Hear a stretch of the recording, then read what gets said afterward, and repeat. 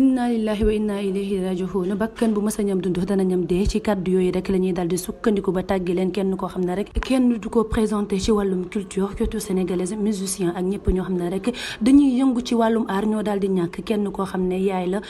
maam la ci li nga xam ne rek moom moo di aaw Sénégal bi di wuyoo ci turu Ajaratu Dial Mbaye moom nag ñu xam ko rek ci anciens yi nga xam ne jot nañu fee nekk doon way ca fi nga xam ne rek moom moo di cosaan ak lépp luy wàllum culture moom Dial Mbaye nag daal dinay jàkk bakkanam niki talaata gi yem ko fukki fan ak ñeent ci weeru octobre atub 2025 toute la rédaction de Africa Presse 24 par ma voix ñoo ngi yeesal seen njaal di ko jébbal ñi nga xam ne rek ñoom ñoo di famille feu ki nga xam ne moom moo di Adja Dial Mbaye.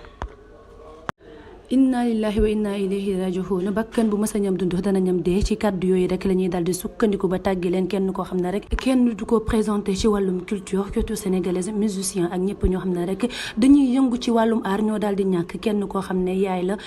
maam la ci li nga xam ne rek moom moo di aaw Sénégal bi di wuyoo ci turu Ajaratu Dial Mbaye moom nag ñu xam ko rek ci anciens yi nga xam ne jot nañu fee nekk doon way ca fi nga xam ne rek moom moo di cosaan ak lépp luy wàllum culture moom Dial Mbaye nag daal dinay jàkk bakkanam niki talaata gi yem ko fukki fan ak ñeent ci weeru octobre atub 2025 toute la rédaction de